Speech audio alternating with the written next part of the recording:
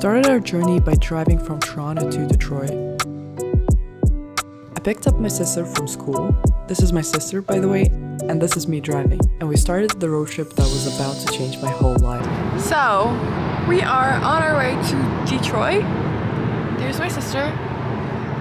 And we're gonna get there in like 3 hours, but we're gonna stop and get Popeyes, which I have never tried. Our hotel was located in the middle of nowhere, so of course we had to stop and get a very healthy dinner beforehand. We're 20 minutes away from Popeyes.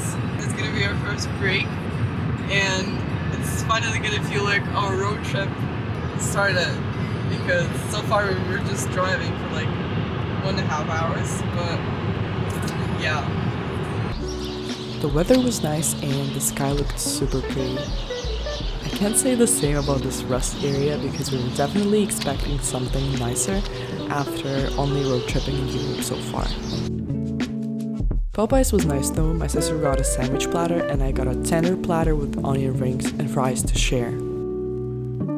After eating our dinner, my sister decided to get our puppy a small gift. Jak chce Popeyes? To sandwich невкусная закуска. Wow, such a hater. I don't know which one to get for our dog, so I got both. I got this like pink tie-dye bandana and a blue one as well. I'm gonna open the colorful bandana first. They both might be gigantic, but it's fine. I'm excited. It's very soft. Aww. Yeah, we can just fold it if we need to. Oh, this one is also so pretty. Nice. At 10 p.m. we finally arrived at our hotel. So chic. I've never seen one of these. I expected it to be kind of bad based on the location, but it was actually the best accommodation we had on this trip. Somehow this hotel only had 2 stars, even though it had a mini fridge, a coffee maker, a microwave, a soft king bed, and a huge TV. It also had an amazing bathroom with all the necessities, and the breakfast was included. Unfortunately, we didn't really have time to enjoy anything other than the bed and breakfast, as we had to leave by 10 a.m. tomorrow to have a couple of hours to spend in Chicago. On day 2, we traveled from Windsor to Detroit and then to downtown Chicago. It was our first time crossing the US border by car, and it was kind of a weird experience because although our car wasn't searched, the officer questioned me and stared into my eyes for half a minute straight. When we arrived to Chicago, we were actually shocked because it looked a lot like Toronto, but was actually lively and filled with people. We were soon brought back to earth when we came to look at the bean, which was obviously the first thing we had to do in Chicago, and we had to stand in this huge line. It was moving pretty fast, but the whole point of the line was for security to check everyone in their bags, and we're assuming that it's because of something that is basically only legal in the US, if you know what I mean. So that was a little unnerving. The bean was nothing too interesting, to be honest. There were too many people and everyone wanted to take a picture with the bean, ourselves included, so we had to try really hard to find a spot for pictures, but eventually kind of gave up. But let me tell you a little about my puppy. When I decided to get a puppy, I knew I wanted a hairless one because my family used to have a Mexican hairless when I was a kid. But I also didn't want to get the same breed as my childhood dog because it would remind me too much of her, if that makes any sense. Also, one of the other reasons to get a hairless puppy was because my mom is allergic to fur, and although I don't live with my parents, I want my whole family to be able to interact with the dog when we come for a visit. And because my dog is a rare breed, that is why I had to drive all the way to the US to get her. At that point, we were still undecided about the name. We were deciding between Esme, Nova, Riva, Elfie, and Aura. I kind of liked Esme the most, but I also wanted the pup to have a longer full name, so my sister suggested calling her Riva so that her full name could be Riviera. To be honest, it sounded really silly, so I still wasn't sure. Our next stop in Chicago was the world's biggest Starbucks. It had 4 floors and each one of them had a different menu. We aren't big fans of Starbucks, to be honest, but since it's literally the biggest one in the world, we decided it's definitely worth a visit. The whole building was chaotic and filled with people. The lines to order were huge, and it was literally impossible to find a seat.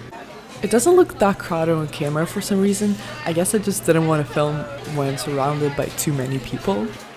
The rooftop terrace was nice, but again, for the amount of people that were there, it was way too small. And to be honest, I expected a better view of the city.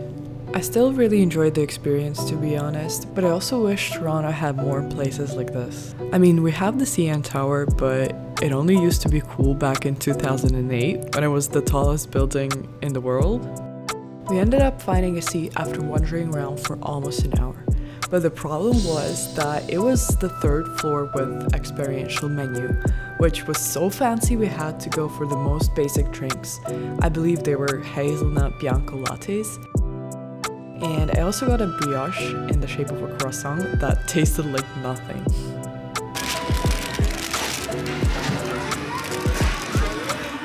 For dinner, we decided to try Chicago-style deep dish pizza. The restaurant was quite popular, so we had to wait for a table for 40 minutes. But the thing is, the pizza itself was good, but we just realized that we weren't huge fans of deep dish pizza. Our hostel was okay. The area was sketchy at night, but there were police cars stationed at every intersection, which was weird, but it made us feel pretty safe. Also, remember I told you about not being able to choose a name for my puppy? Guess what was on our wall in the hostel? Seriously, I was speechless when I saw this. But yeah, at 8 AM it was time to head out. On day 3, we had to travel from Chicago back to Detroit. But first, we of course had to pick up our puppy that was currently located in a small town south of Chicago. I was super nervous and also tired from all the driving and exploring we did yesterday. For some reason, I was worried the breeders weren't gonna like me and would refuse to give me my puppy, even though I paid for her already and signed the contract and everything. But I tried my best to remain calm. 10 minutes left. In 10 minutes, we'll meet our dog. Insane. О, смотри, смотри. Посмотри, какая она маленькая, капец. Малышка. Не нравится кусать мою это? Чепуська. А если она написает, то ты ничего? Не знаю, что буду делать. Не надо мой браслет. Малышка. Она все хочет слушать. Смотри. Видишь, она мне написать сейчас? Нет, ничего. Чепуська. Everyone meet Riva. She's only 9 weeks old but already has an amazing character. I did not expect her to be so tiny. Her balls look just huge next to her. She was very curious about everything around her and she seemed really happy and friendly. She was the smallest out of all of her siblings and her given name was Octavia. I liked that name and it worked well with the new name, so I decided to keep it. So Riva's full name is Octavia Riviera. She was super happy to see us and was far more interested in us than in her toys. She somehow knew she had to pee on her pee pad even though I know the breeders didn't use pee pads. So that was really nice. And also she seemed to really like her bed that looked way too big for her. We stayed at a nice suite-style hotel that allowed dogs. It had a kitchen which was useful. The next day we drove from Detroit to Toronto. The border officers were genuinely interested in Riva, and when I told them she was hairless, a few of them started googling hairless dogs. She really enjoyed the car ride and slept through most of it. I was scared she might throw up because that's what happened with my childhood dog when we first took her in a car with us, but Riva just went straight to sleep. When we finally arrived home, Riva seemed to like it. At first she couldn't get used to the hardwood floors because they're so slippery, and she kept sliding around and bumping into things when running, and that was kind of funny. And she also kept barking at her own reflection because I think she missed her siblings and she thought that it was one of them.